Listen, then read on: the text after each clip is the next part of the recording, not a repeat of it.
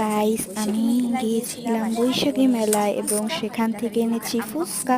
তো চলো এখন এগুলোকে খাওয়া যাক। তো এখানে আছে 10টা ফুচকা, এখানে আছে মানে পুর, আর এখানে আছে টক ঝাল, যদিও এটা কম দিয়েছে, আর এখানে সালাদ। তো চলো এগুলোকে খাওয়া যাক।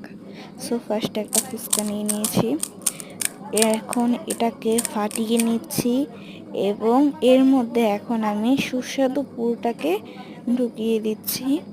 এর মধ্যে ডিম কুচি করে দেওয়া আছে, আই মিন গ্রেট করে, যাই হোক। এরপর আমি এর মধ্যে টক জলটা দিয়ে দিলাম আর তারপর সালাডটা দিয়ে দিলাম। উফ, আমার তো জিভে পানি চলে আসছে একদম। এবার টেস্ট করে দেখি। দারুণ ইয়াম্মি। So bye bye. একদম অসাধারণ। এটা ছিল বৈশাখী মেলা।